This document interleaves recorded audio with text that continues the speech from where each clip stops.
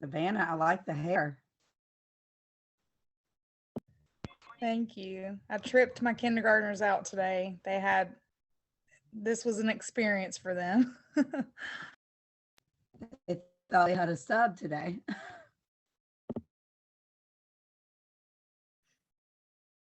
My dog's still not sure about me. He thinks my husband was like tonight, he was like, he's looking at us like, wait till mom gets home. Like, what is this woman doing here? He's still not used to it. He just stares at me, which I thought dogs were like colorblind or something. I mean, they're not colorblind, but he can definitely tell. I mean, he's staring at me for like 2 days now. So what was the genesis of the change? I just had like, I don't know. I just want to change, but also I've been damaging my hair for a lot of years with bleach, and I changed it like a week ago, and it was like reddish, and I really don't like red on me, and so my hairdresser had to fix it, and she said if we went back blonde she would have to cut a lot off, and I was like, no, so we had to go complete opposite end of the spectrum. But I've had dark hair like this like the whole time I was in college, so my family, it's not weird to them, but anybody who knows me like post college is like, whoa. So different. Mhm.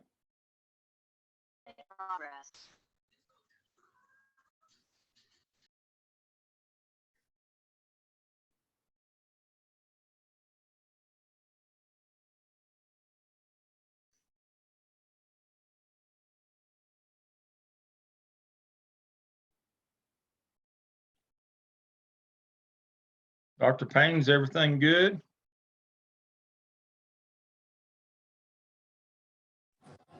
Yes, sir. I am at the National Dropout Conference, learning about strategies to keep kids in school and decrease dropout rates.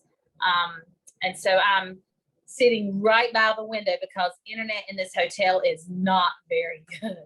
I went downstairs thinking I could go to the bar area because it's been quiet every night, but I think they've got a new conference coming in tonight because it is packed. So we had to come back up to the window. Okay. What city are you in? I'm in Atlanta. Okay. I did put the video in the chat when we go to do the observation, and I may get somebody to push play on it because I don't know that my bandwidth will allow me to do so. Okay.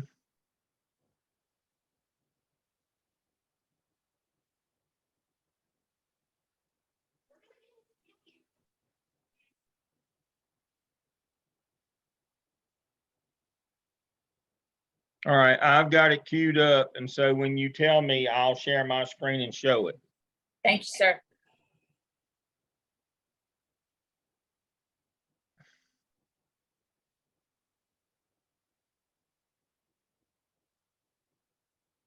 Emily, that baby looks so peaceful.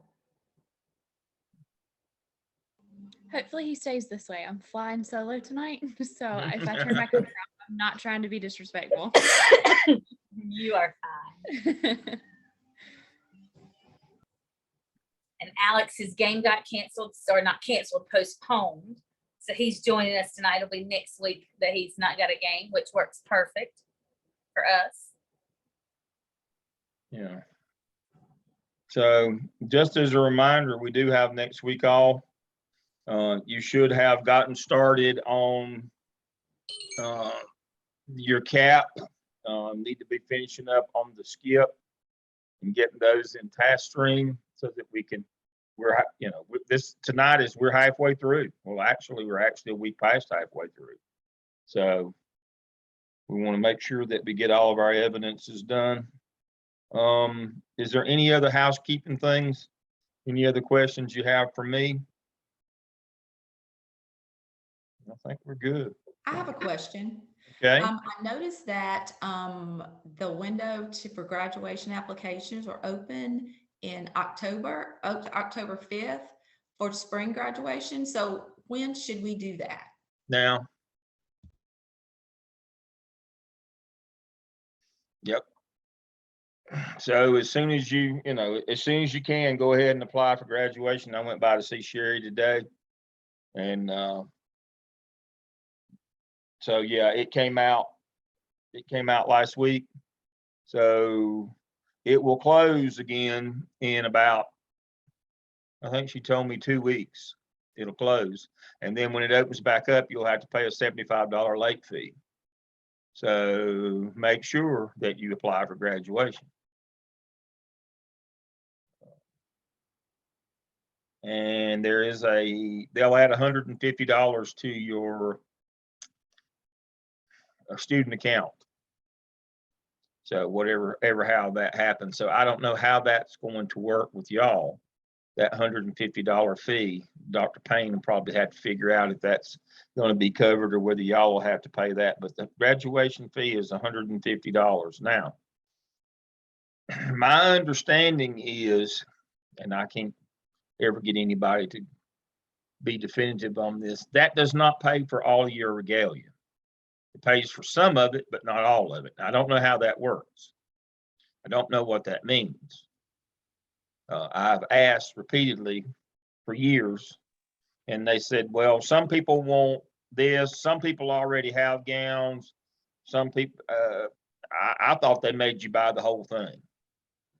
So there will be a separate email once you're registered for graduation that comes next semester for you to order your regalia. And that will be an additional charge as well. But when you apply for graduation, they're going to add $150 to your bill.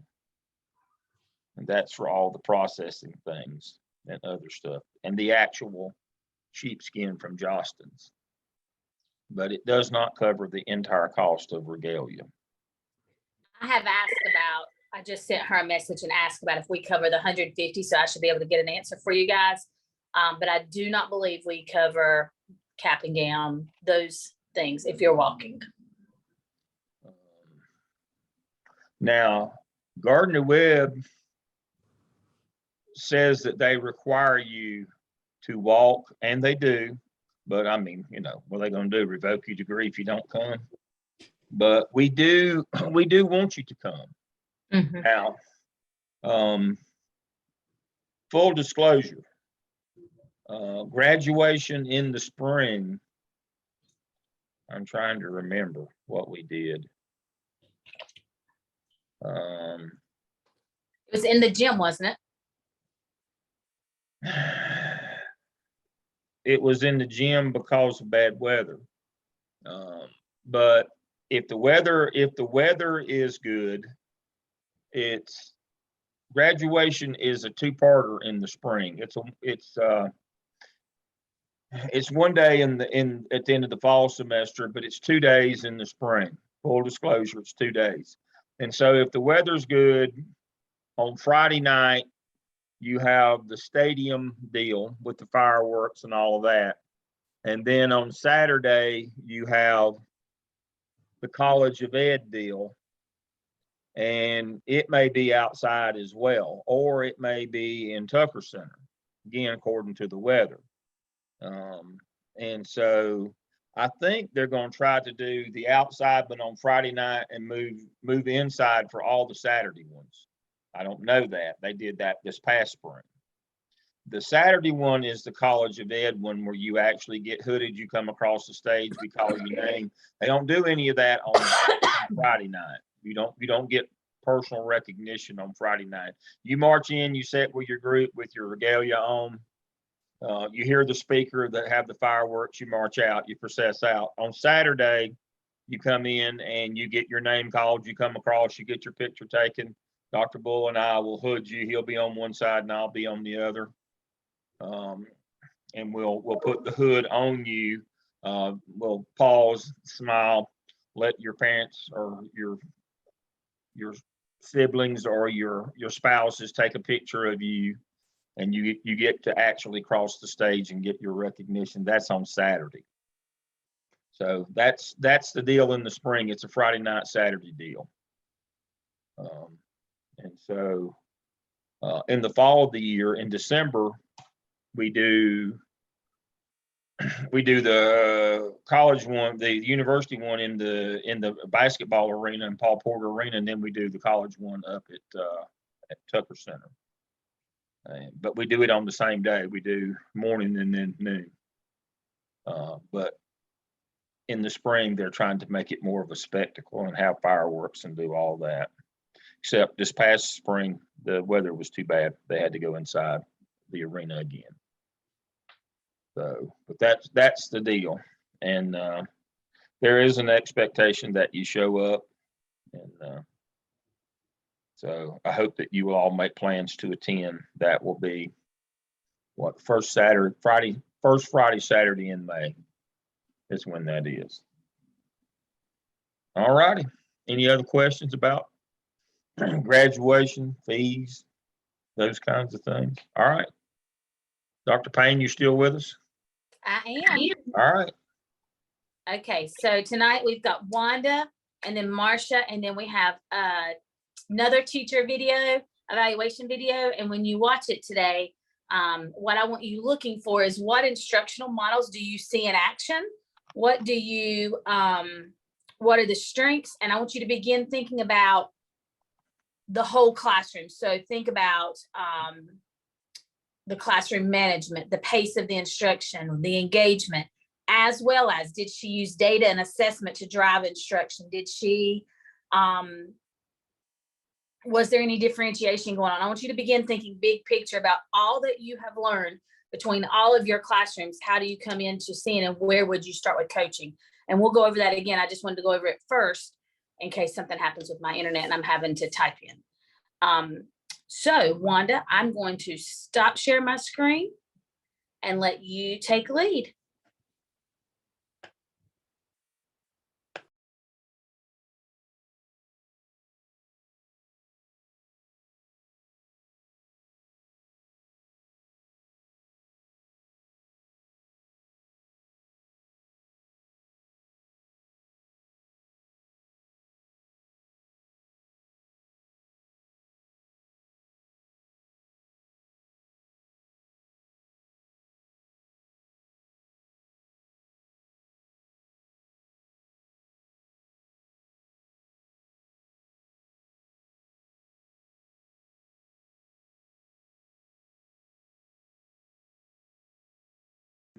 Sorry, I was muted. I apologize. Can everyone see? Yes. Perfect. Thank you. Good evening. I noticed that on the agenda, it said the cooperative model. However, chapter 11 is the problem-based model, problem-based learning model, and that's what we'll be discussing tonight.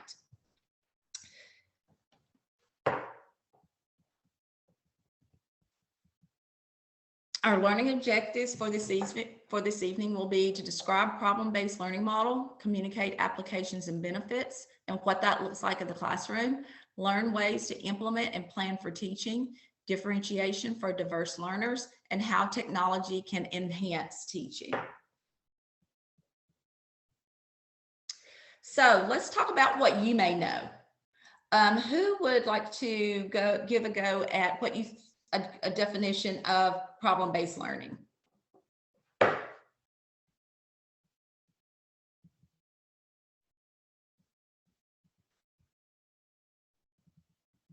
No one?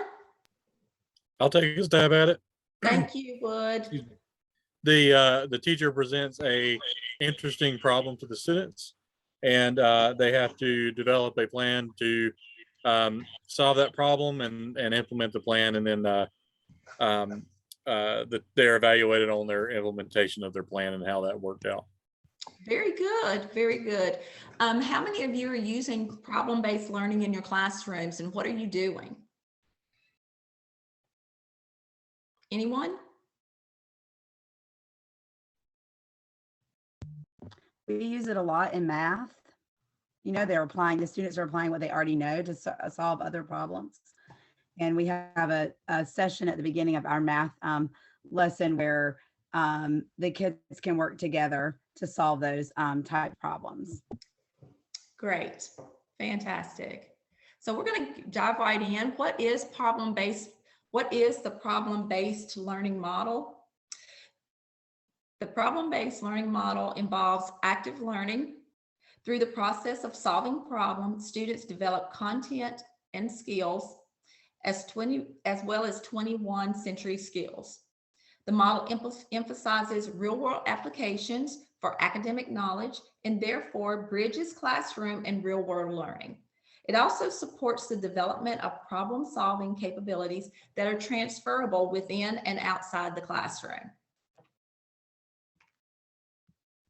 I found that the history of the problem-based learning model is interesting. It has its roots in medical education and was introduced at Case Western Reserve University, which is in Cleveland, Ohio. As the faculty was preparing doctors, they needed a way for students to for them to teach professional knowledge and skills in a real life context. Problem-based learning influenced instructional approaches and curriculum used in medical schools by challenging professionals to help their students apply content knowledge to real life cases. Moving forward, the methodology known as problem-based learning was officially adopted.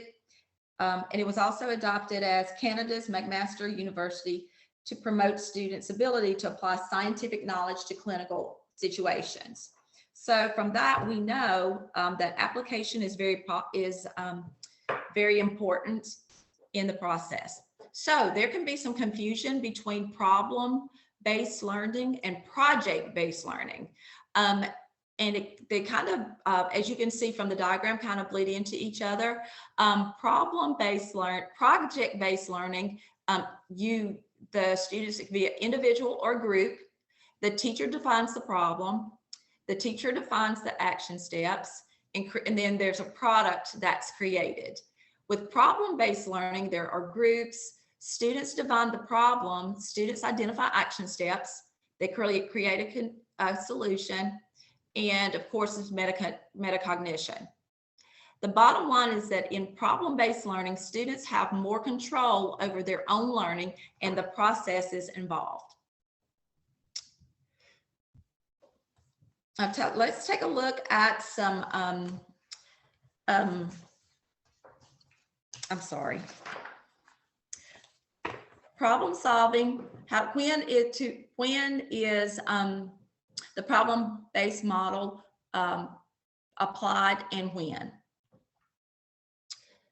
Problem solving is a 21st century skill, yet it's not a skill that all students learn on their own.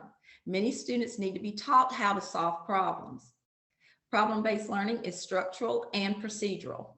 By using this model, students engage in a process that involves identifying the problem. Critical thinking, cooperative, and social skills are developed, as are necessary lifelong learning in the 21st century. PBL helps students cultivate these skills by focusing on problem solving through the actual examination of a problem. Learners are self-directed. They define their own tasks. They see themselves as capable of working independently. They have to stay on task, and they have to be resourceful and connect the curriculum to the real world. Most of us are more motivated to learn.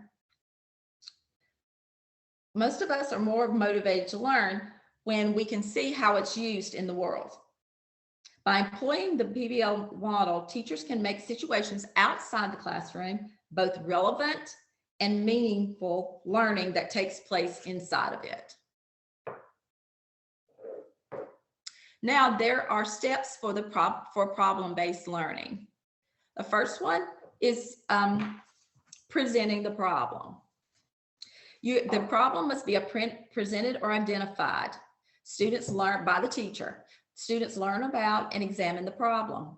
The teacher either presents the problem or the students identify information introduced by the teacher.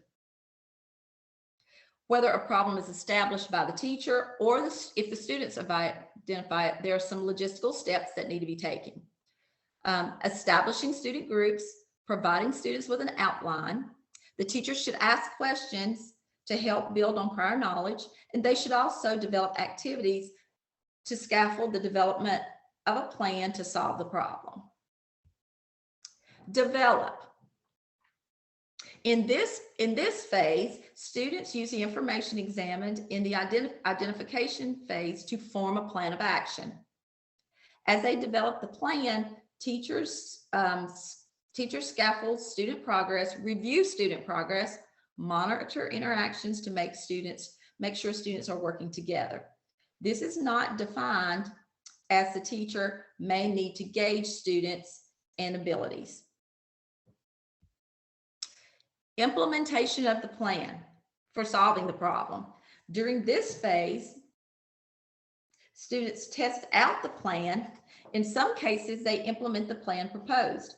In other cases, the plan may not be implemented for a while, as it might involve other stakeholders because the plan may be hypothetical. Then we're going to evaluate the implementation plan. The final phase of the problem-based learning model involves evaluation of the plan and the effectiveness of the plan. And students are the ones that determine that. The emphasis is for students to examine problems that have multiple solutions.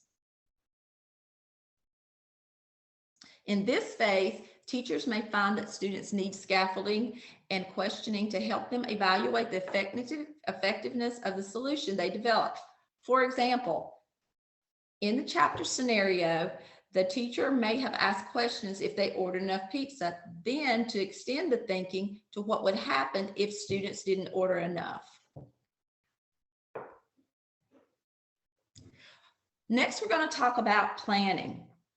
Just like any other good model of teaching, effective planning for teaching PBL requires preparation. The teacher must identify a grid problem, and that comes from a variety of different places. It should be also chosen to correspond with learning goals in curriculum, have multiple solutions, to be authentic and may be encountered in real life, engaging and interesting. Then next comes determine how students should be grouped. Students learn from and with one another. Teachers should decide how they want to divide students into groups, whether heterogeneous, homogeneous, tutor, teacher, or student selected. And of course, size is considered. Time allocation. So of course, there has to be a consideration for time because with this learning model, it's a process. And students must have time to learn about the problem, but they also need time to research, develop the plan, implement the plan, and evaluate the success of the plan. They must also have time to exchange and critique ideas, develop a solution, and evaluate the success, thus completing all the phases. Lastly, in planning, we take a look at scaffold learning. Scaffolding of student learning analysis is vital to the success of the problem-based learning model. Teachers need to craft their questions to foster student thinking while they're working through the various stages and phases. They should also foster and create those activities that will help students complete the phases and document their progress toward the goal of solving or addressing the problem. Finally, monitoring and assessing the group and individual progress. When planning, teachers should develop strategies for monitoring and assessing the group and individual assessments. Formative and summative assignments and due dates are their checkpoints of where they are in the process. Providing guidance and feedback is an essential part of the process. Problem-based learning in the classroom, what does it look like? It looks like a lot of different things. In the classroom, PBL looks like small groups of students. The teacher presents a problem, such as the scenario in the book, how many pizzas to order for a party. They rotate through centers, providing relevant information and asking pertinent questions, such as how many slices are on the pizza? How many slices of pizza do we usually eat? And they also use a lot of hands-on manipulatives in the shape of triangles in the case of the pizza in order for it to feel and be real life. Groups may need scaffolding. We see 21st century skills. Students may be too overwhelmed to solve the problem initially presented.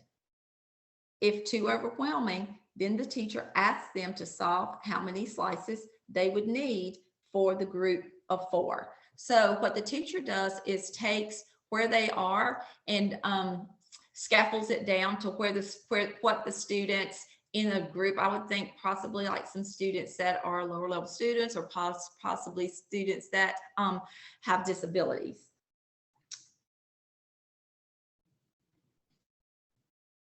Next, we're going to talk about differentiation. This method is well suited for differentiation. How teachers differentiate is based on their curricular goals and objectives, students' needs and abilities. The content, students have different problems to address. In the content, they should examine what may be different. Extent to which they examine content can be different. Process. So the process is how they come up with the actual answer to the problem. There is conferencing. There are different situations where students may meet in a group. Teacher asks questions through the process problem. Assessment. Providing with both formative and summative assessments. Feedback is important to the success of PBL. Teacher might use blogs as a reflection tool.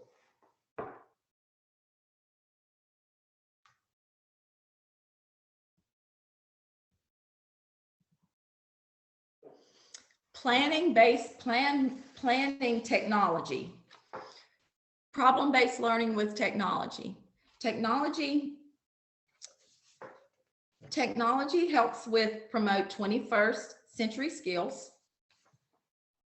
And excuse me, I have lost my place. Give me a second to gather myself.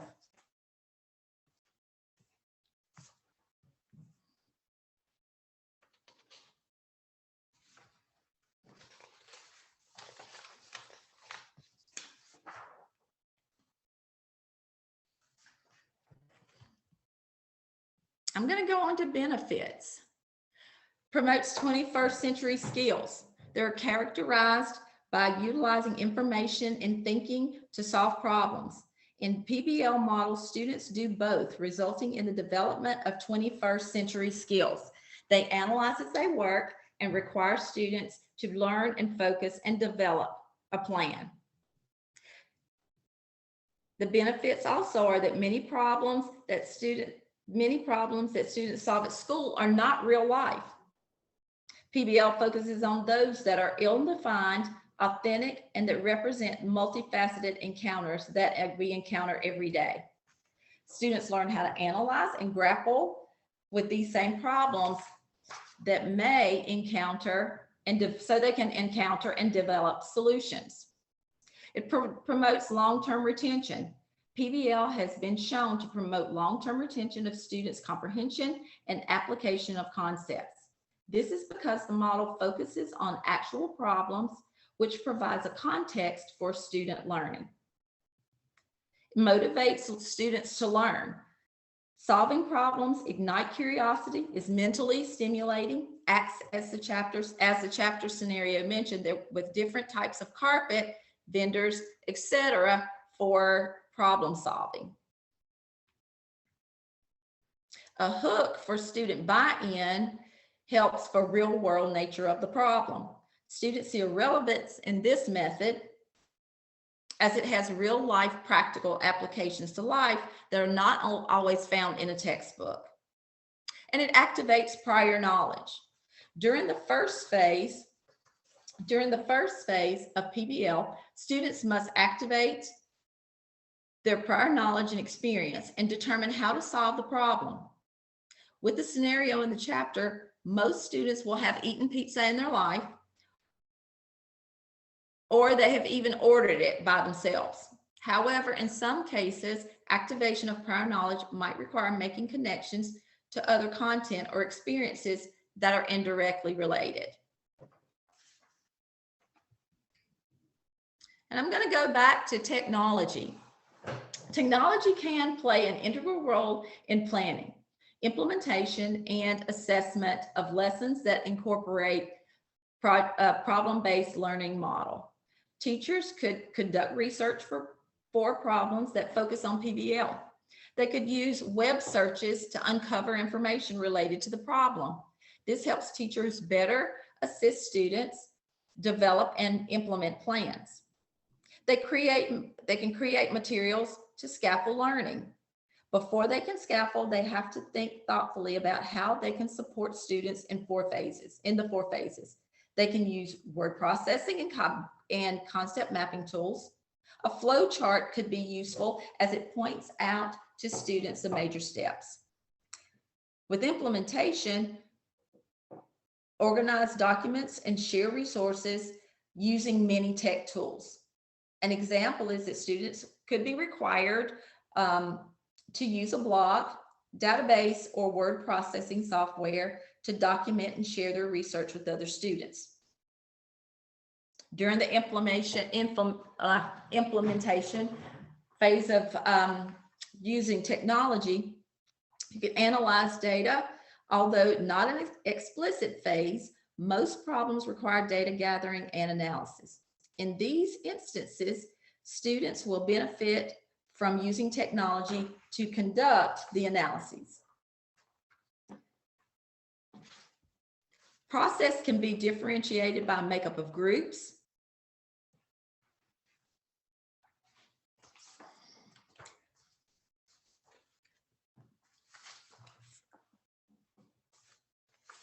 assessments. Assessments can be formative or summative. They can occur during the entire process as the teacher meets with the students to see where they are in the process. They may even want to group themselves to assess each other by using Google Docs or a similar product.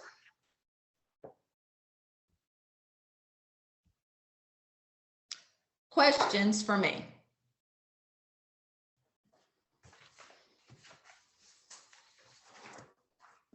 I don't have a question. I just have a comment. I like the problem-based solving model because I like the difference between the project and the problem-based. When you did the Venn diagram, I like that it's more student-led and it allows the students to, you know, find the problem and figure out the solution.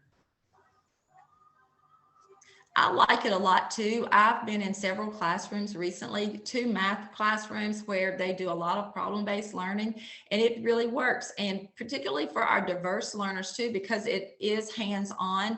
They had a great co-teaching lesson recently where they really used that model, and it was really successful for all the students involved. So I'm sorry. I was going to ask, have you seen any limitations of the problem-based learning model? Would you go and add it out a little bit? Could you repeat that, please? Yeah. He said, have you seen any limitations? I have not seen limitations. I think just because in the model there it allows for scaffolding, and I think this is one model that I believe that you can meet students where they are, just because it's not limited. There are no limitations. That's just my view of what I've seen in our school. Thank you. Here. Let me put this down.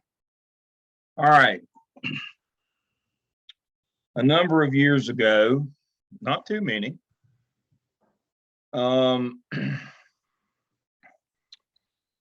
of my doctoral students was at West Mecklenburg High School, which is just across the river there, the line from Gaston County. So y'all probably know a little about that community in West Meck. they did a ninth grade academy. And my doctoral student was the principal of the ninth grade academy.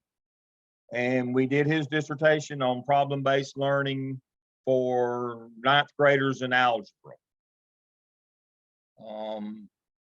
And the feedback came back that the teachers didn't like it, not because kids weren't learning or not because kids didn't participate, but teachers felt like that it did not prepare them for the end of course test.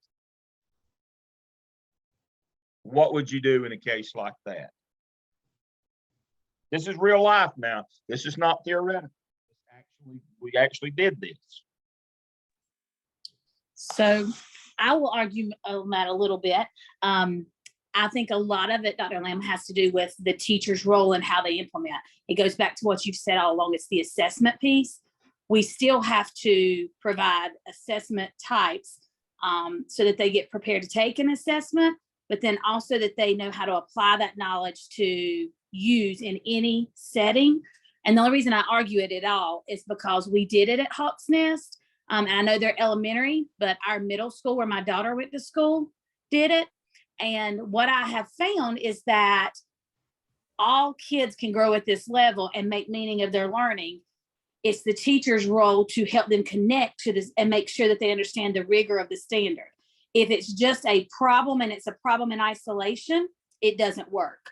But if it's a problem and that problem can be connected to the depth of the standard, there's an assessment piece that you monitor all the way through. I think what I found at Hawks Nest was year one that we applied it. Teachers didn't know how to plan for it, prepare for it, or assess it, so that they held students to that level of rigor. And I think it's something that you have to go through intense training to make it good quality. That's just Jill's opinion. Okay, so the issue that the teachers had was not, I mean, we did a lot of PD with them. We did a lot of training. We did a lot of everything. But their objection is, yeah, we're enjoying it. The kids are doing well. Everything looks good. But we're doing apples and the test is oranges. And we could never get those teachers past the notion that they felt like, yes, kids are learning, but that they can't, because of the form of the test and the type of instruction, that the two didn't match, and that they were missing opportunities to skill and drill and prepare those kids to take the state exam, the end of course exam.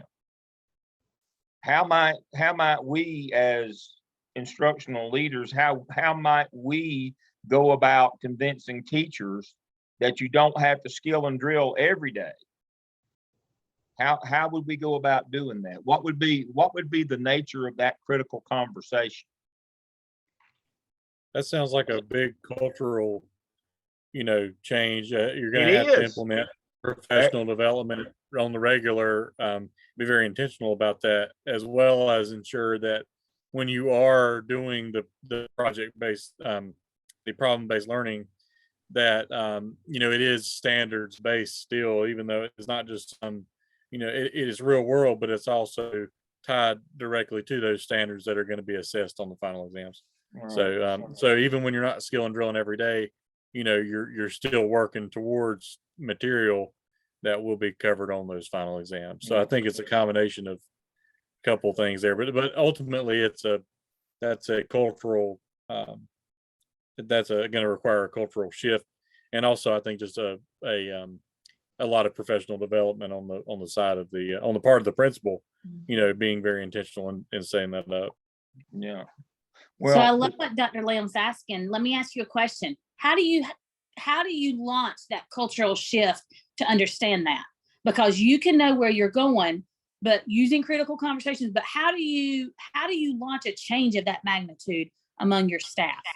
I think that one thing that you can do to initiate some change is, like, teachers have to have buy-in. So I think anytime that they can see it in action is good, because they have to know and see that it's working. Otherwise, they're not going to just believe your words. And then even better to me, I think, is some people think, well, that's fine there, but it's not gonna work with my kids. And I think if you can have people come in and show that it, like with their actual students, with those kids, that it can work, then that could be even better. That's just my opinion on that. Who I else? wanna add to what- oh, sorry. Can you stop your share? Wanda, can you stop your share?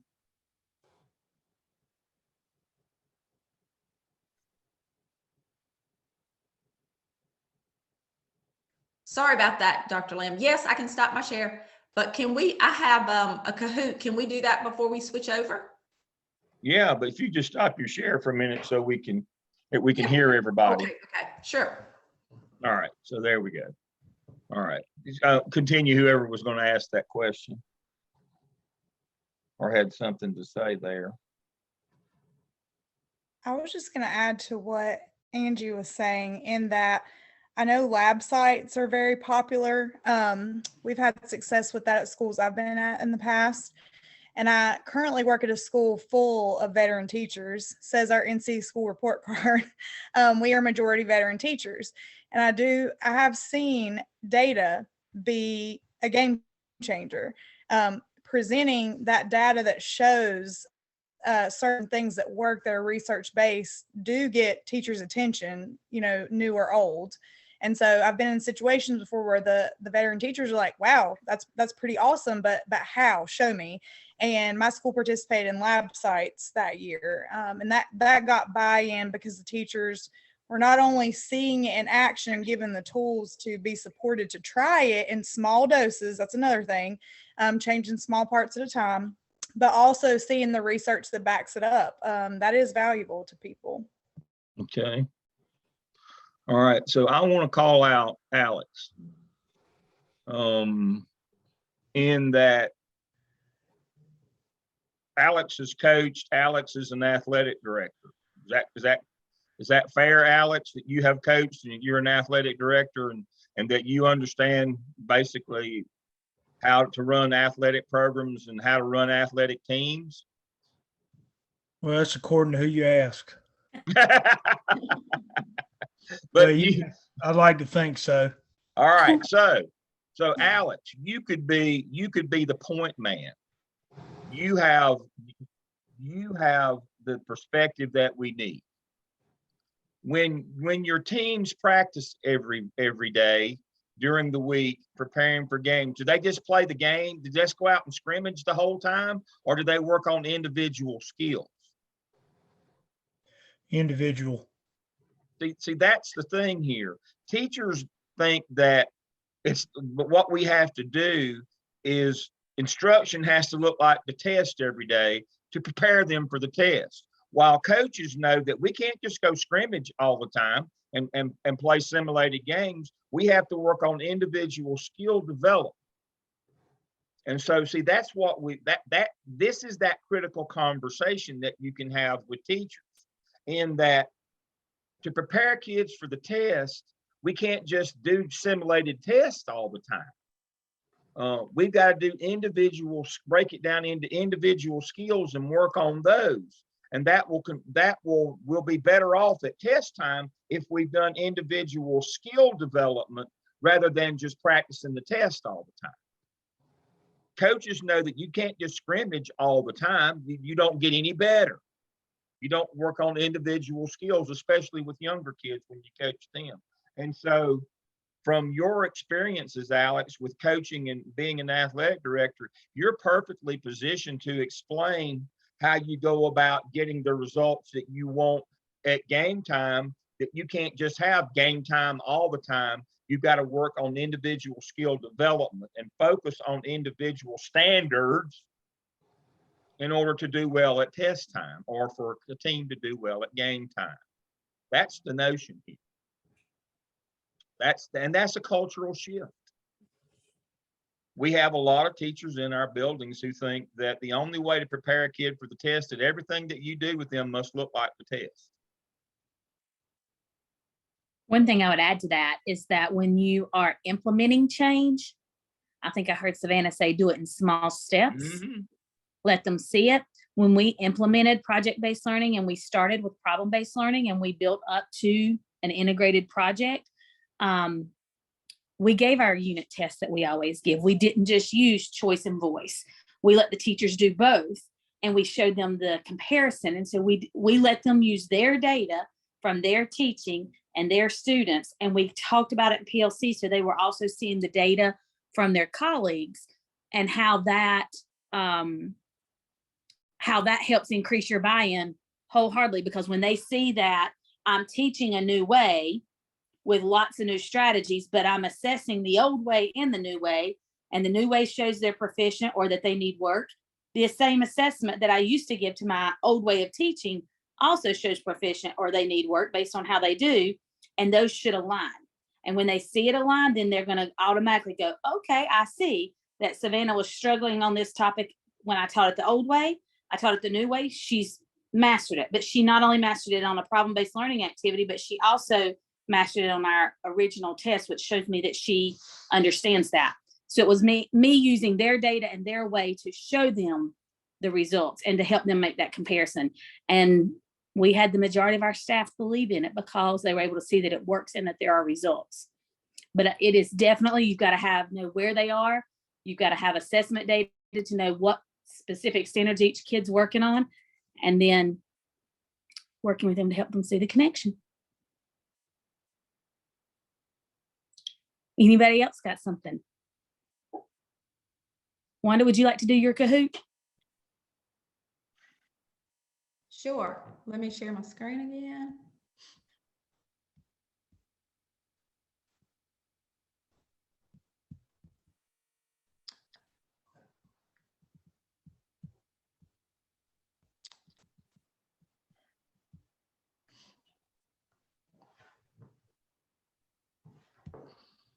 Okay, so we're gonna test our learning.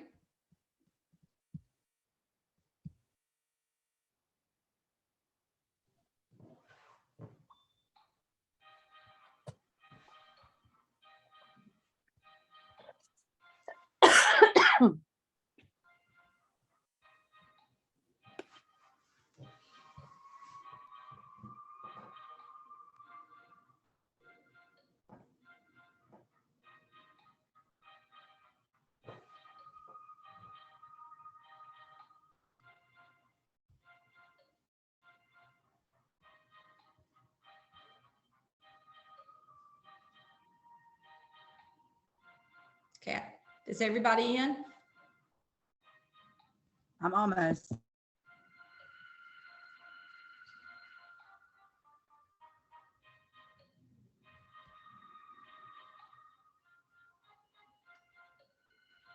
Are we missing somebody? Oh, there we go. Is that everybody? Mine's not working, Wanda. I'm sorry. Oh, no, don't be sorry. Don't be starting. Don't be sorry at all. Okay, I'm going to start it.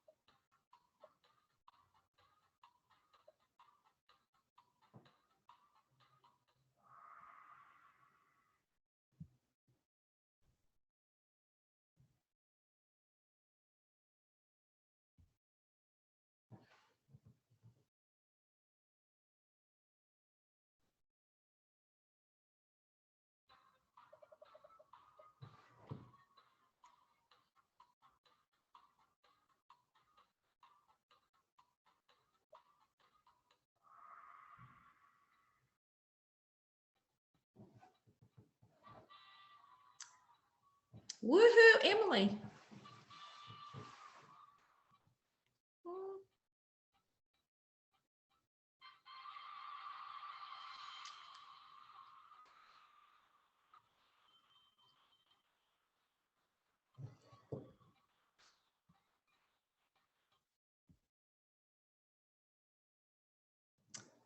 Okay, congratulations, ladies. I will have a prize for you at our, the three top at our next meeting.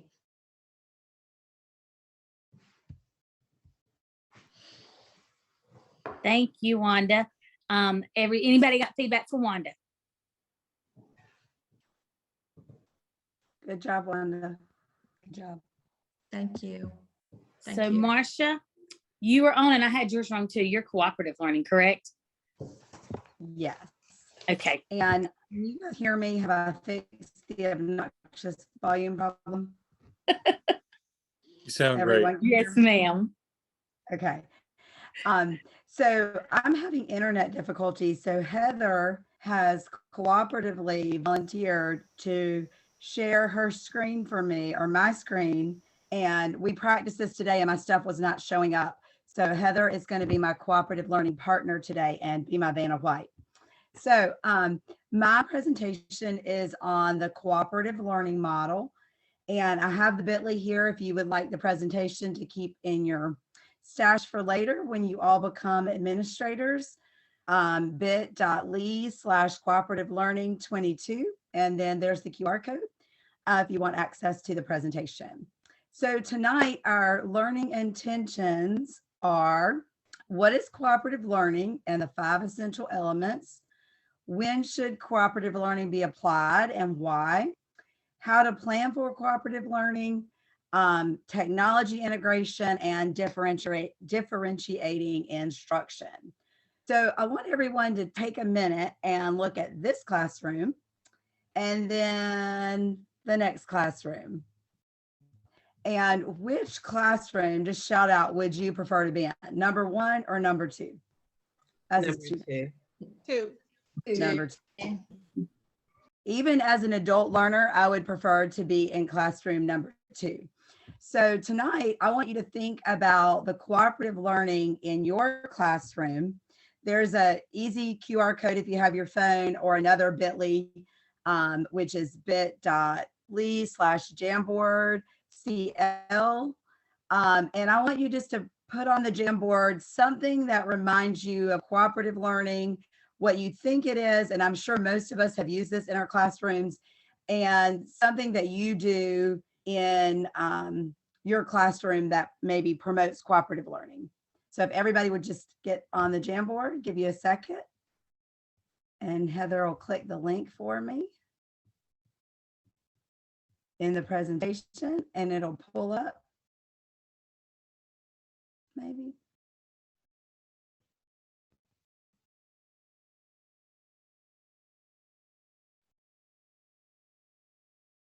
Sorry, Heather.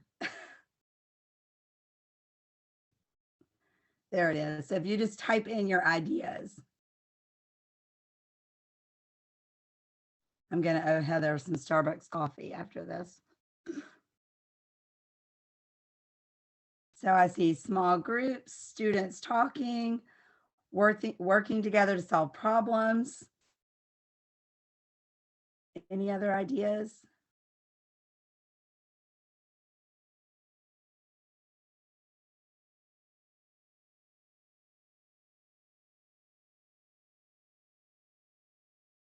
Working together, collaboration.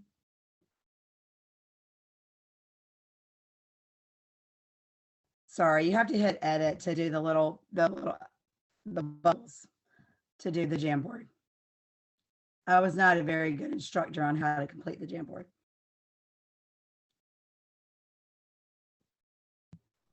They can double click a sticky note, it should work. Yeah, it'll. Okay. We are good. I'm Heather. We'll go back. So I saw lots of ideas that most were small groups, collaborating, teams were on there. So today we're going to talk about what cooperative learning model is and what it entails. So first, I think of cooperative learning as kind of a buy one, get one free. When I'm at the grocery store, I'm a sucker for the buy one, get one free deal. So it's kind of a twofer. You get what students need and what students want, because you can use small groups to have students work together to maximize their learning. You can promote student development of social skills through structured and planned activities. So the key words there are structured and planned to make this model work effectively. It works well with all grade levels, K, pre-K, K to adult learners, to virtual, to face-to-face, and cooperative learning is suitable for factual, procedural, conceptual, metacognitive knowledge. So it works well with all the instructional models that we've talked about, from the inquiry model to Wanda's problem-based learning model to direct instruction. This could be the fun part of the direct instruction. So it works well with all other models, is the big idea of cooperative learning. A little bit about the history. I didn't know some of this, that it dates back to when John Dewey was involved in the progressive education movement. And it was not really formally introduced until the 1960s, and it was introduced in pre-K classrooms. But later, when racial integration was being pushed into schools, and we were trying to think of a way to bridge students academically, that it became a widespread use. And now it's been probably one of the most used learning models for over the past 50 years. So I thought that was interesting that it was used for racial integration, because I never really thought of that. And the 5 elements of cooperative learning. So these are kind of the pillars of cooperative learning to make it successful, and to know these things before you could implement it in your classroom. So it promotes positive interdependence. Students are working together. They're trying to reach a common goal. It's nobody, it's sink or swim together. So everybody's depending on everybody, and each individual has a part in the cooperative learning model. And the second element is individual accountability. So it's important that you don't have anyone that's hitchhiking. That means they're taking over the group and doing all the work, or anybody that's doing the social loafing, where they're not pulling their own weight and they're not doing their part. The results of cooperative learning are for each individual to come together to collaboratively to reach their common goal or their common objective. So that's a big component of cooperative learning. The third is group processing. So teaching groups how to work together. The key word there is teaching them how to work together. You can't just throw cooperative learning groups together and expect it to be successful. So groups have to decide what behaviors they need to change, or what behaviors work well to make their group successful.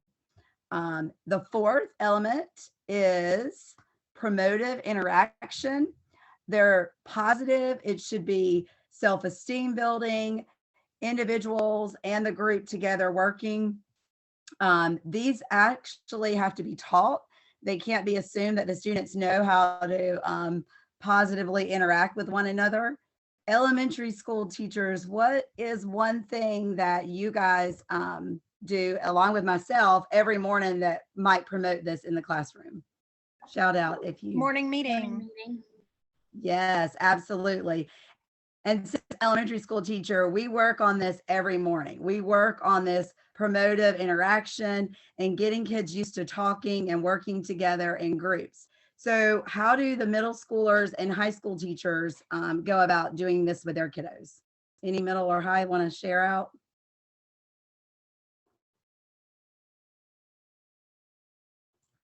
As far as interaction, we do clubs in middle school. So on Fridays, we have a designated discovery time where we meet in, different types of clubs to get kids interacting with each other. Okay, that's great. That's good. See, I don't know about how do you, I know you guys don't do the morning meeting and the songs and all the shares, but I thought that maybe you had some kind of interaction in the day where the kids could learn about the promotive interaction. So the fifth element of cooperative learning is the interpersonal and small group skills. So again, these have to be taught. Groups have to know how to work together before setting a task out there, kind of like Wanda's model. I mean, you can't successfully implement the problem-based learning model without having some systems in place of how these groups can work together. So those are the 5 essential elements of cooperative learning. And now we're going to talk about when should cooperative learning be applied and why. And this is, I'm sorry, I'm not even looking at my notes. I'm just going with it. So this quote is somebody that we've researched a lot in our studies. Marzano, Pickering, and Pollock say that cooperative learning in general has been proven to have a strong impact on learning. And cooperative learning models, like I said before, are some of, Heather, you can go to the next slide if you want, are some of the most researched models because they prepare our students to live and learn and work in the 21st century. When they grow up and get jobs, they're going to have to learn how to form relationships among diverse groups. So having those relationships among diverse student population is one reason we should promote cooperative learning model. It also encourages student self-esteem. Those quiet students that may never speak out in class may learn to be more outspoken if we give them that opportunity.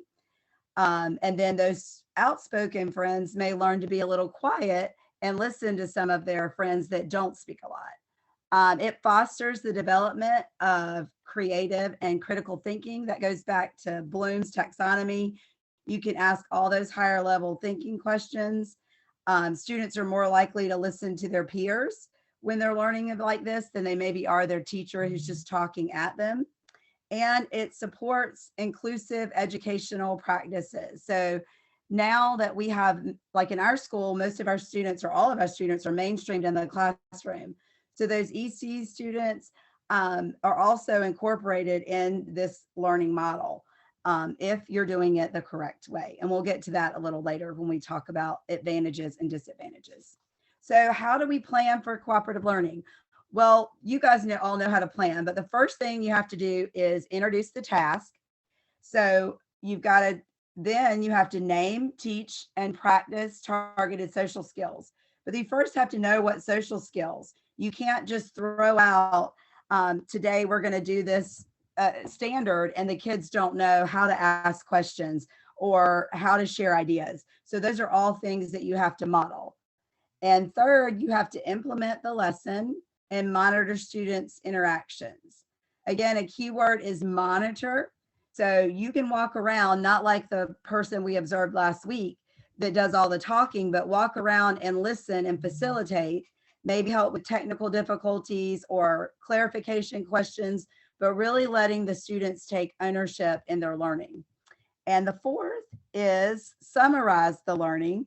So that goes to that metacognition. How do you know if they're learning it? How are the groups responding? What are they going to produce at the end to let you know that they are learning? The fifth is to measure group and individual accountability. I know my daughter was working on a group project recently in high school, and I did kind of poll my high schoolers how often they did cooperative learning, and mainly they do it in history class is the main one.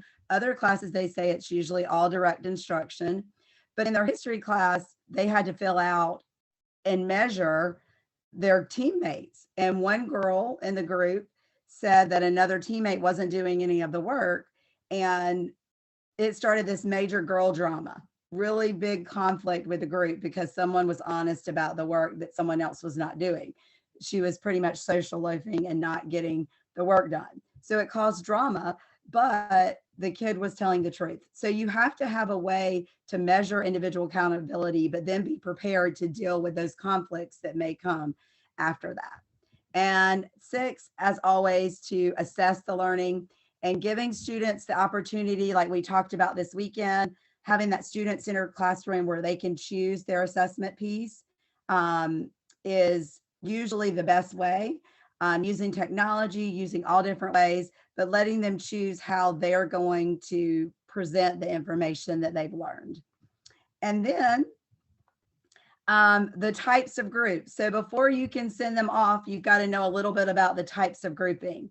Informal groups are those groups that we do a lot in morning meeting. They really don't have any rhyme or reason. It's just turn and talk, something quick, and then they move back. Formal groups they're purposeful and they have an academic or a social goal.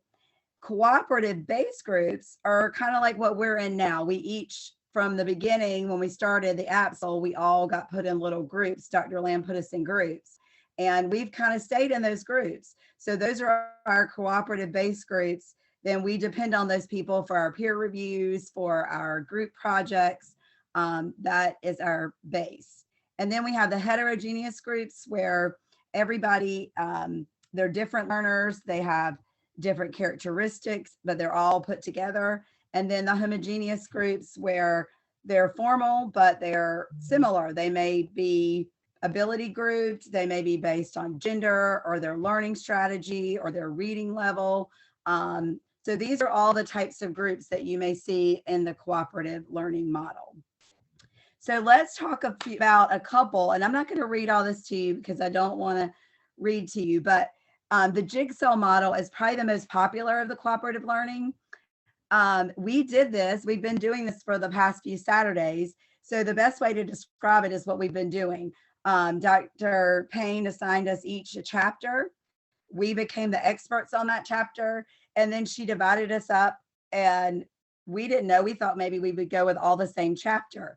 But instead we went in our spaces with a collective group of experts, and then we met back in the middle. So, and we did the presentation. So the expert groups go to a home group and we all piece together.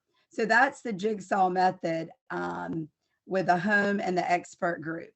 The other popular method is very similar. It's called the graffiti model. And I have a quick video, I cut it. But this model is a teacher and it's an upper grade. So I tried to find an upper grades video of something that was a little bit different for me. The difference in the graffiti model is that the teacher is asking questions. Everything is based on a question. So the students in the graffiti model are basically doing the same steps as the jigsaw and the general cooperative learning, but it's based on a question. So we'll take I think it's just a couple minutes to watch this quick video and think about what you notice.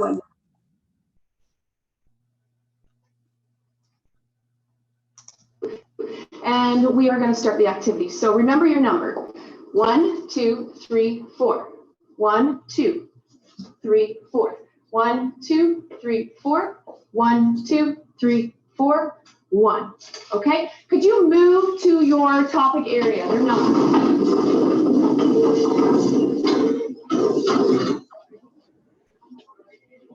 Fantastic.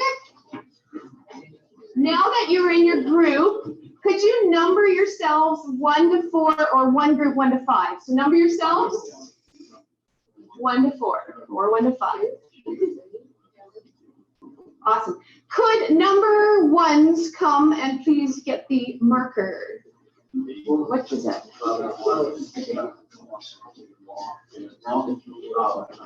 Okay. Now, number ones, please pass the marker to number 3. Number 3 is you are now the official recorder for your group. Okay. So what we're going to do is we have the topic here, and we're going to take a look at how your views of relationships are shaped. I want you to consider 3 things that I have on the board here. Consider how, perhaps the first one is parents. Consider how I am influenced by my parents with respect to relationships. Consider what messages I'm sent by my parents with respect to relationships. Consider how do my parents affect my life and my choices. Okay, and then the rest of you have your topics. I'm going to give you 30 seconds as a group. Brainstorm as many ideas as you can. Recorders, your number 3, You just listen to your group and in a graffiti format, just place all of the ideas on your paper. 30 seconds and then we're gonna rotate. All right, everybody thinking? All right, work together, go.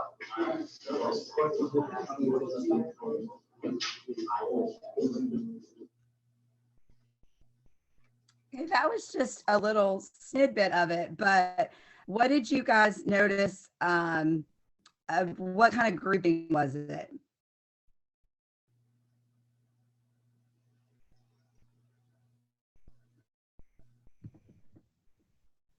Anybody?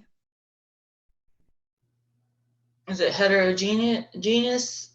Yes, heterogeneous group. She just numbered them and they went on their way.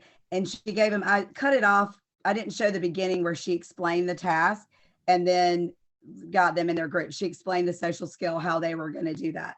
But the video will be on the slide so you can watch it. But I was not familiar with the graffiti model until I read this chapter in the book. I had never used the graffiti model, not to this extent, but in doing research, I found that it was really cool. Like some classrooms, they have graffiti walls. I have a stop and jot in my classroom, but not really a graffiti wall where kids are constantly responding to things. So I thought I really learned a lot about looking at this model and watching this model. Okay, so next up is technology, and technology makes planning, implementation, assessment more efficient, effective, and engaging for teachers and students. So I just put some of the apps that in Gaston County that are approved and that I use in my classroom for cooperative learning. Nearpod is a great one for students to show their assessment. Jamboard, Google Docs, Google Slides, Padlet that a lot of you have used, Pear Deck. The little kids love Flipgrid, and then Google Drawings. So they're just a few apps that I use for cooperative learning. Has anyone else had any good apps that they could add to the list that they use in their classrooms? There might be some upper grades that I haven't heard of or something that you guys use that maybe I'm not familiar with. No? Okay, we'll move on. I was just going to say in middle school, we do use Loom sometimes where they can kind of make a presentation and then go back and record over it. And they do like doing that. Yeah, I use Loom too. I like Loom. I didn't think about that one. My daughter's school. Yeah. Okay, so we'll move on because our time is dwindling to differentiating instruction. Kind of like Wanda said, you can differentiate the cooperative learning model through the content. You can decrease or increase the level of difficulty per groups. Student interest, you could, model different students having different jobs based on their interest or different topics based on interest. You could model from different questions, like in the graffiti model, different higher level thinking questions from Bloom's. For process, you could group the students, like we talked about, all the different cooperative learning groups. The teacher could provide lots of aids. Some kids may need written, some kids may do better with a computer, some needs extra help with like written instruction. Just all kinds of things that you could do there. And you could also differentiate within the steps of the model. And products, the big one, they said that students, will usually be more willing to participate if they can have that choice, that students in your classroom. So groups have the opportunity to choose the type of product to demonstrate what they have learned, not just your test, your typical assessment that they're used to. So now to get ready to wrap it up, we have some advantages and disadvantages of cooperative learning. So advantages, we've talked about the positive achievement. All the research shows that it does promote positive achievement across all grade levels. Slavin and the Johnsons have done lots of research on this. It also is positive peer pressure. So a lot of times in a group, you want to do well because you want to please your group. You're more likely to want to please your peers, then sometimes you are your teacher. It maybe creates more patient students and more supportive of their classmates that might be struggling. Helps students learn about cooperation and its value. It builds self-esteem, really strong on building social skills, which we know a lot of kids with having their face buried in their phones these days, they're not socializing as much anymore. And it also enhances your classroom community. Even in the lower grades, I find my kids love cooperative learning, and this is the time that they look forward to. Disadvantages, and I think we've talked about this some before in other classes. Group conflict can be a disadvantage if it's not handled well. Teachers don't always implement effectively, so cooperative learning, you just can't throw out there and give them a task and do it.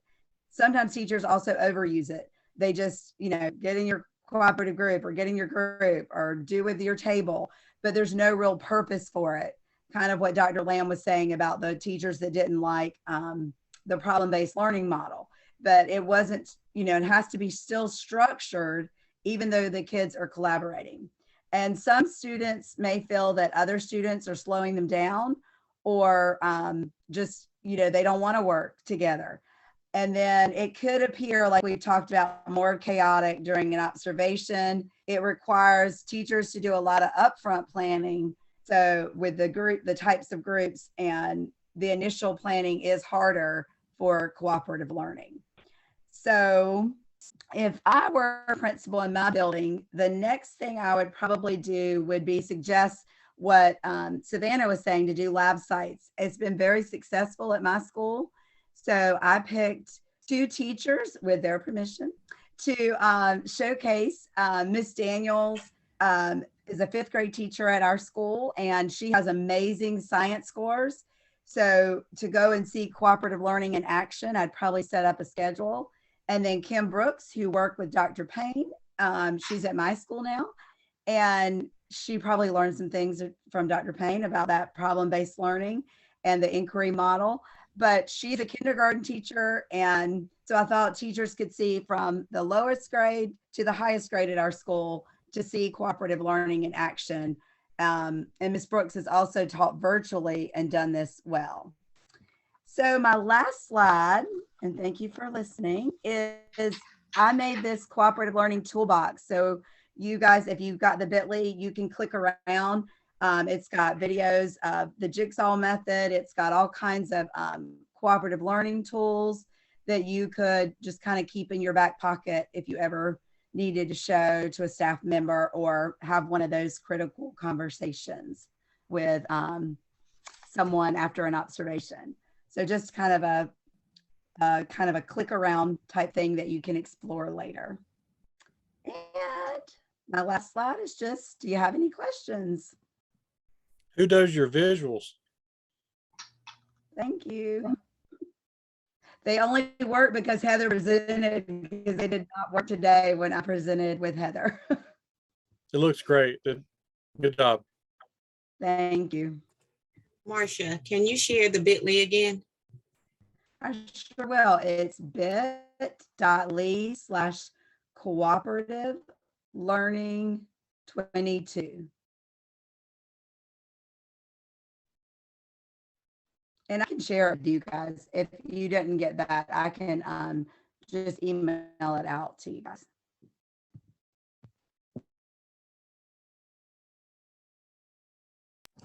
One of the things. Thank you for being a team player. That was cooperative learning in action. I was panicked today because nothing was working, and Heather took part of her planning time to practice with me, and so I am kudos to you, Heather.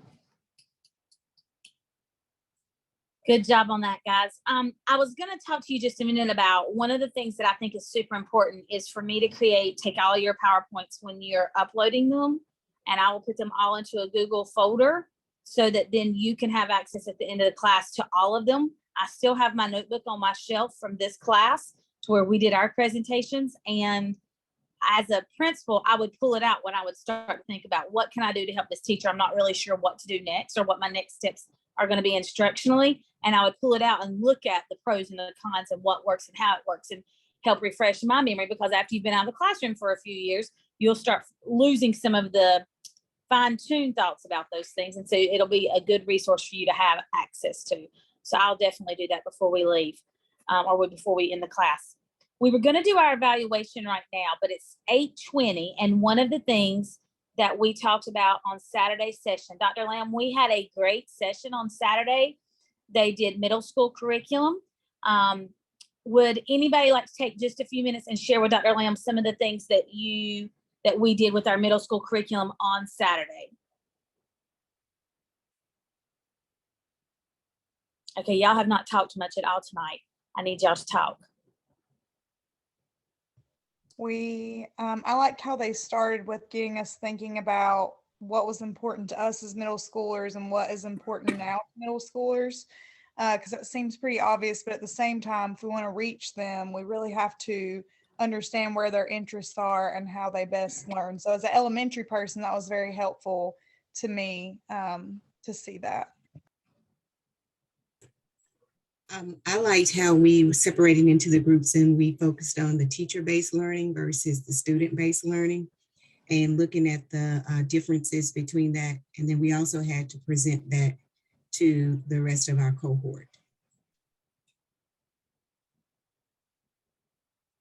I like the perspective of, being an elementary school person, just to kind of see, like Savannah said, kind of what happens in middle schools, I guess, and where they're at in the same process, I guess, as elementary schools, like with flex grouping and things like that. It's interesting to see it from that perspective in the middle schools versus what we do all the time in the elementary schools.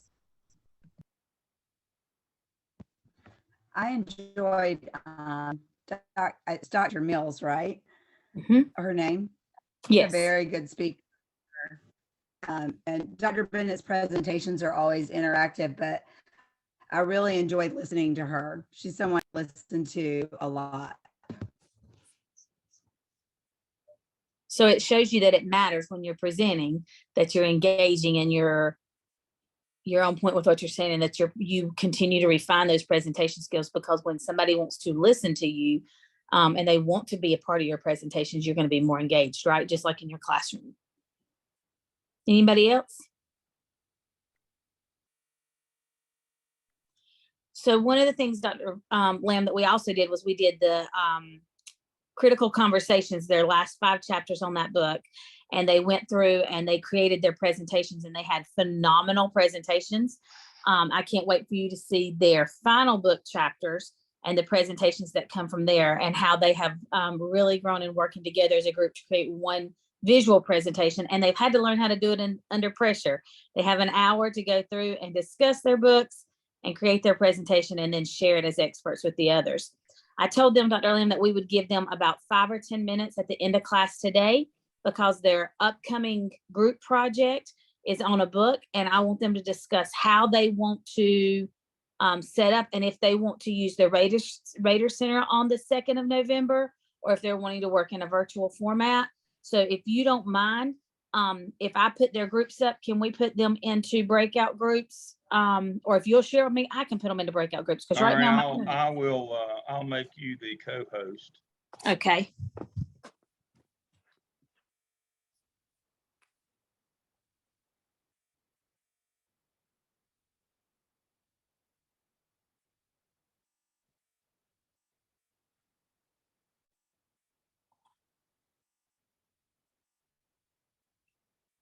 Give me 1 second.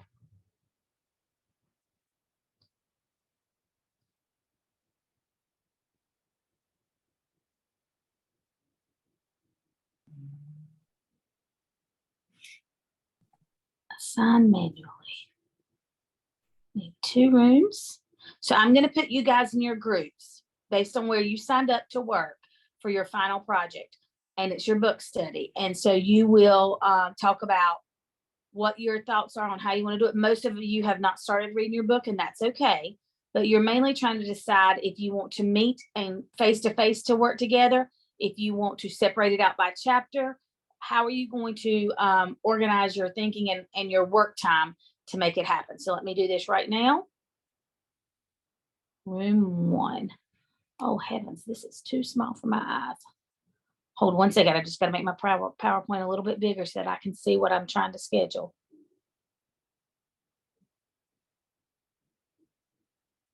Okay.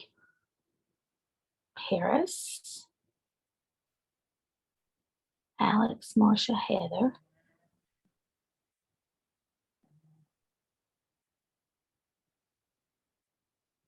Daphne, Angie, and Charlene. Angie, Daphne, Charlene. Okay. Now room 2 should be everybody else. Wanda, Monica, Emily.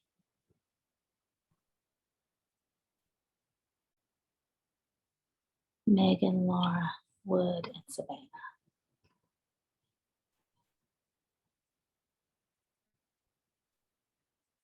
There you go. It's going to take you out to your rooms. You've got about 5 to 8 minutes.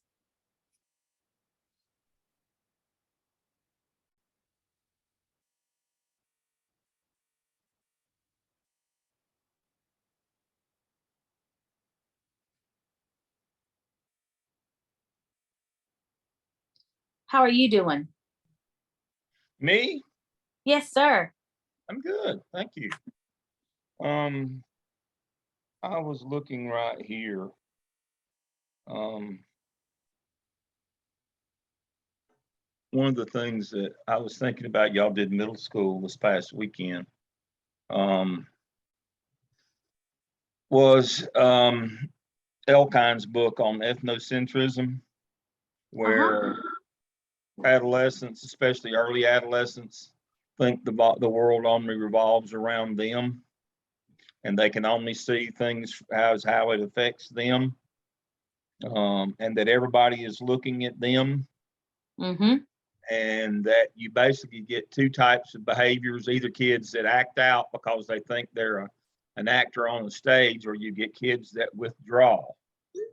And in the context of tonight's lesson, neither one of those works well at all with cooperative learning. It just blows it up.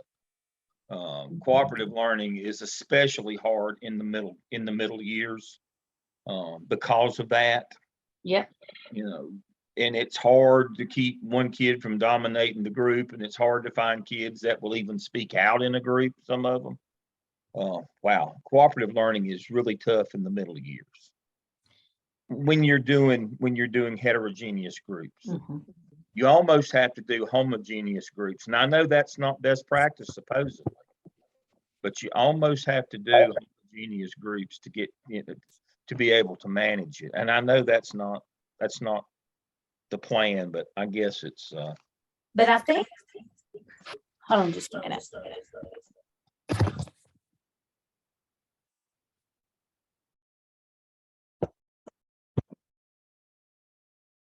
I have to change my volume. My computer is working much better. Can you hear me? I can. Okay. I think that's the reason that they do the groupings the way they do in middle school, though, because everything has to be, your AIG kids have to be up here all together, because if not, they dominate everything because it's all about me.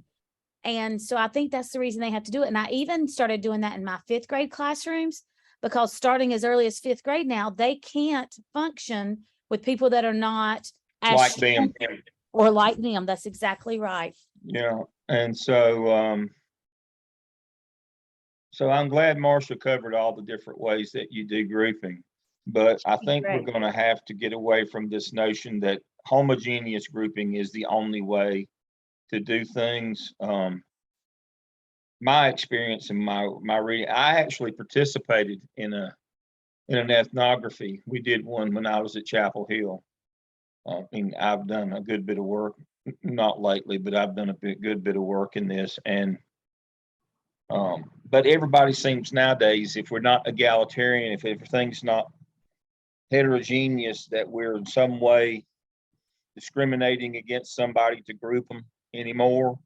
But cooperative learning is tough under the best of circumstances, but it's nearly impossible, just like you're talking about. The AIG kids dominate. The other kids, they shrink because they don't want anybody to hear them talk, and think that everybody thinks that those kids think everybody's watching them and judging them anyway, and it's just really tough. Well, and I Um, think you have to do everything in even numbers too in middle school. You can't have a threesome in middle school because they're no, not kind. yeah, they're not kind. They're mean little people. Mhm. They're Just that, nasty. yeah, it's just that age range where they're at and their view on self, because that's really all it is. I tell my middle schooler all the time, you can't be self-absorbed like this. I can't handle it. But Yeah, and it's yeah. not out of ill will. It's just that stage of life that she's It's in. just that stage where early adolescence, they can only think about them. They're only self-absorbed. It's true. Well, Marcia said something there, and I didn't respond to it, and it wasn't bad. But she said that I put them in groups when they first started, and they've kept the same groups. Well, there's a reason why, Marcia. I can't You fight also- y'all. you might want to record. We're recording still.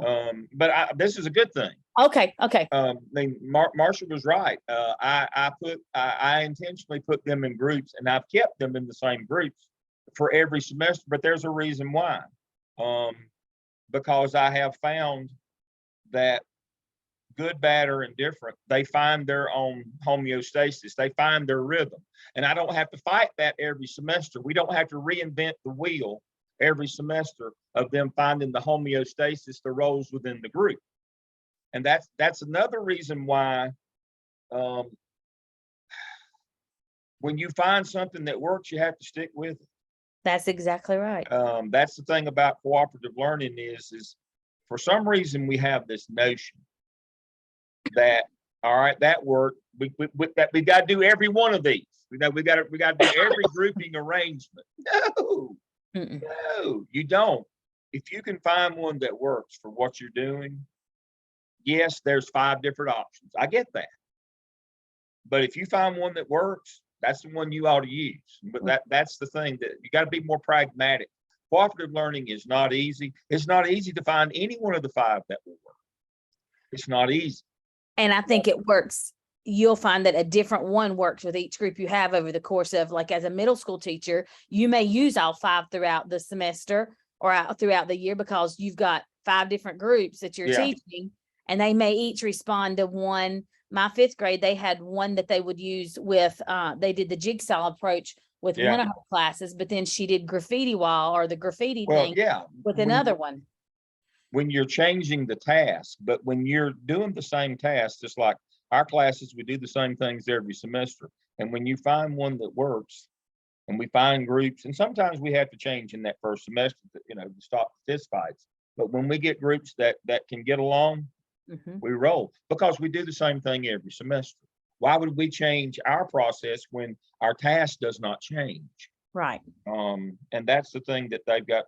So one of the things that was taught when I came along about middle grades is you had to change just for the sake of change.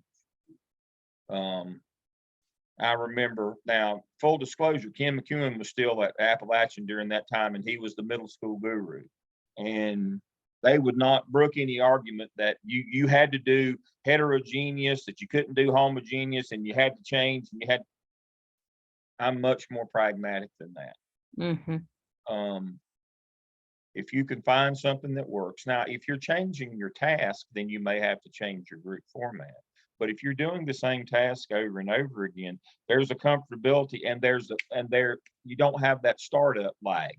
All right, we're going to do this, get in your groups that we do this with. And it becomes, and I've watched my wife do it. My wife was forever a curriculum instruction specialist and a 6th grade teacher. And I watched how she did it in terms of, we did all these assessments and non-traditional authentic assessments. We built all these rubrics for how to grade, when they did journaling, or when they did, word walls, all that kind of stuff, in language arts and social studies, all the things that you do. But what she would do is, when we do this activity, this is the group, and this is the way it works for this group. And when we do that activity, this is the group that works, and this is the way we do it. And so she had them, when we're going to do journaling, and they knew what group, and they knew, and they were already up to speed. And she didn't have all this trying to get the group to work, the format of the group working. It was, this is how I do this group, this, that, and it really was very pragmatic the way that she did it. And I watched her and I was just, I was amazed. She was really good at it. So those procedures and that consistency and implementation. Everybody back? So tell me what you guys want to do. Alex Wallace, your group, what are y'all doing? I think we are going to meet all that can at the Raider Center on the 2nd. Okay. And the rest of the group, correct me if I'm wrong. And then I think there was some discussion that you were going to give us some time on the 3rd at Yes. that Saturday session to also work. So I think we were going to use the 2nd for those that could meet in person at the Raider. And then we were going to get our plan together and kind of have everybody do a particular chapter and then bring it all together on that 3rd for the work day and finish up. Perfect. Laura Benson, what about your group? We're going to do kind of the same. We're going to work on it collectively, and then we're going to meet at the Raider Center as well on the 2nd. Okay, so let me ask you guys a question just so I can make arrangements for coverage. On the 2nd, do y'all want to meet like at a 4:30 time and do earlier in the day, or do you want to wait and do your 7 o'clock like class? I vote early. Early. Same. Early. Okay, let's vote. Raise your hand if you want early. Everybody's in agreement. Okay, so I will have the Raider from 4 o'clock until 7 o'clock on that day, and you can stay as long as you want, and I'll have somebody cover and open for us, okay? I will not be there. I will not be in contact. I will not even have phone service at that point. So y'all are going to work together, and then if you have questions, you can send them to me, and as soon as I get reception, I will respond back to you. But I just wanted to make sure everybody was aware, and I'll send out before I leave. I will send out and let you know who's going to be there during that time. Okay. Real quick, let me go back to my minimized screen so I can see the whole thing. Next week, we have file break. Your discussion board is to watch teacher observation video and using the comprehensive rubric. Somebody remind me, if I'm doing a comprehensive evaluation, what does that mean? All the standards.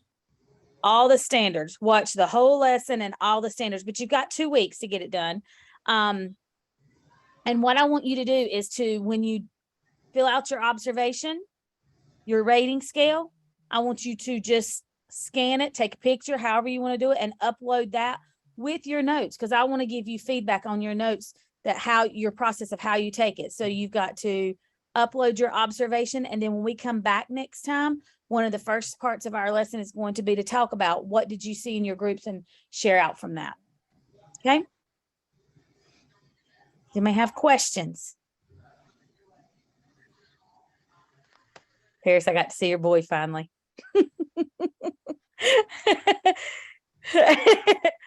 That's actually the girl. Oh, I saw a hand get in there. Yeah, they're teenagers. We love them. All right. Well, y'all have a great week. Thank you for your work. And then we, at the end of next week, we will watch that teacher, or not next session, we'll watch that teacher video from this week and go through and do our NESIS on them as well. Do you feel like it's helping you to do the NESIS evaluation to put together all that you're learning about and to try to know how to rate people better? Definitely. And get coaching feedback? So in your coaching feedback, I want you to really begin thinking about, how do I use instructional models to help grow instruction? Okay. So if there's no engagement, do I do problem-based learning model? Do I do cooperative learning? What model do I need to use? What component of a model do I need to use to help this teacher in growing their instruction? All right, y'all have a great week. Thank you very much. You too. Thank you. Bye, y'all. Dr. Payne, Yes. do I need to set up a time for you to do our Yes, conference? I've got Stephanie sending an email to y'all. We were waiting to confirm that I get on my flight tomorrow, and then she's going to send an email to y'all to see if you're working on Friday to see if we can do that. Okay, sounds good. It'll come from SL Paul. She's going to set those up, and it'll be virtual. All right. All right, thank you, Dr. Payne. Thank you. And I have Sorry. got a, oh, she's already gone. I'm sorry. I have a quick question Yeah. for Dr. Lamb. Okay. Dr. Lamb, I'm sorry. I'm on prompt 2 of the CAP for task 1. And when I'm doing the background setting, because I feel like I'm just getting monotonous here because I'm doing that every time. Am I copying and pasting from the OMA again?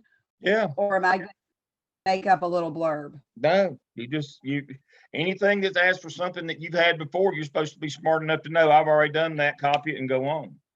This is an Well, I IQ knew I test. heard you say something about copying and pasting. Don't do that. So I thought, well, maybe I should write a What I'm different talking summary. about is don't, when it asks you for this little bit and it's in this big section, don't copy and paste the whole section. You know, we want what that little thing we asked for, but when it says background description, the setting, you could use the same one of those in every one of them. Okay. But what happens is when we ask for a little bit and you say, oh, that's that task I did. No, it might be embedded in that task, but we don't want that. We want what we asking you for. You know, when the superintendent asks for a report, you don't just send him the book and say, here, you find it. That probably wouldn't work. No. That tends to make people angry. But no, that's just the same one you've already done. Just copy it and just move right on. Okay, perfect. Thank Good. you so much. See you All righty. later. Thank you. Thank you. Thank you.